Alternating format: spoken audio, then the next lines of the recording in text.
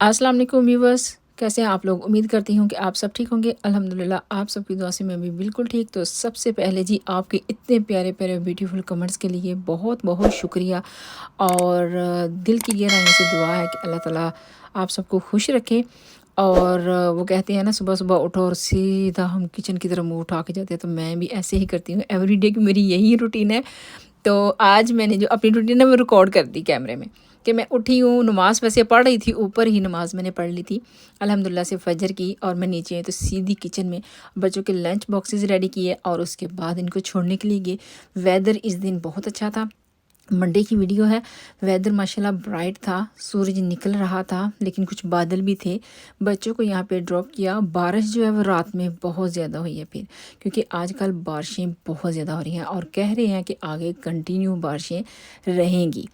तो देखते हैं भी क्या क्या होता है। वेदर हर वक्त वेट वेट वेट रहता है। और घर आते ही मैंने बनाए क्रसांट, जो कि हस्बैंड जाग रहे थे तो उन्होंने ज़ाहिर है ब्रेकफास्ट करना था, तो इसके लिए मैंने फ्रेश बना लिए एयर फ्राई में। पहले मैं ओवन में बनाती रही हूँ, तो आजकल हमारे घर में ये भी आ गया है।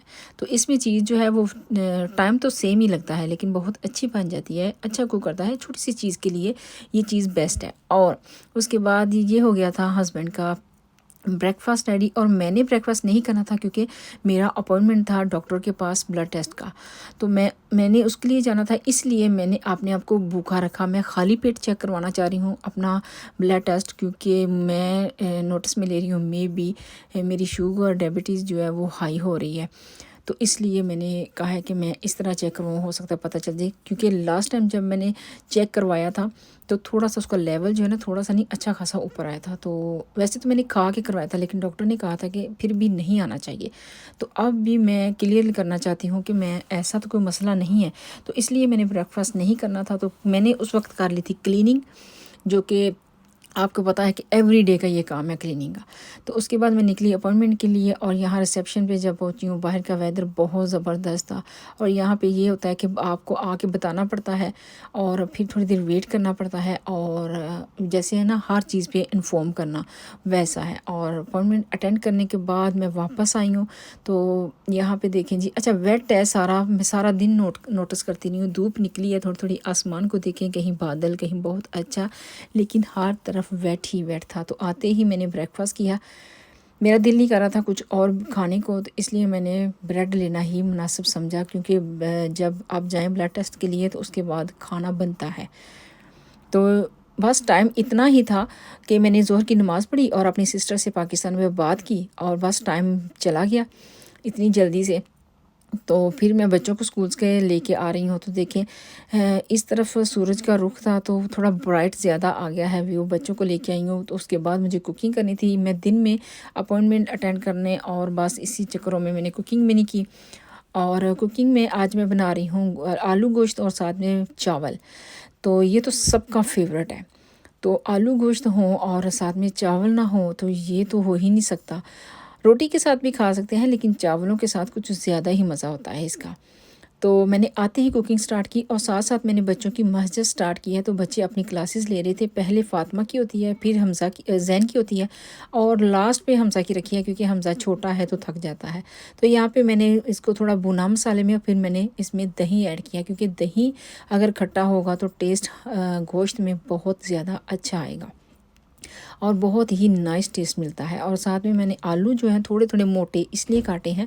वैसे तो मेरी अम्मी भी ऐसे ही किया करते थे, बेशक प्रेशर में नहीं पकाते थे, लेकिन मेरी आदत है कि मैं आलू भी साथ ही डाल देती हूँ, क्योंकि इनमें जो फ्लेवरिंग आती है ना आलू में, वो बहुत ही नाइस फ्लेवरिंग आती है साथ पक के। मेरी जो मदर इन लॉ है वो सेपरेट डाला करती थी कि ज़्यादा मिक्स हो जाएंगे।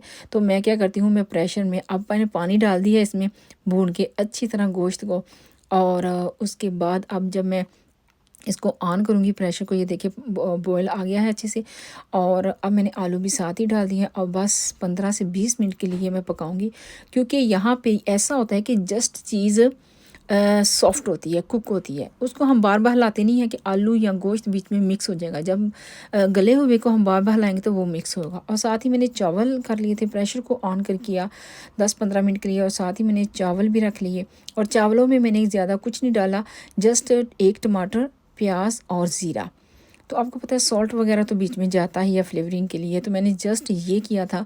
तो इतनी जल्दी से मेरी कुकिंग हो गई थी घंटे डेढ़ में। और ये वही धनिया है फ्रीज़र से मैंने निकाला जो मैंने फ्रीज़र में रखा था। ये देखिए किस तरह फ्रेश लग रहा है और आलू गोश्त बहुत ही टेस्टी बने थे, सब ने बहुत पसंद किए।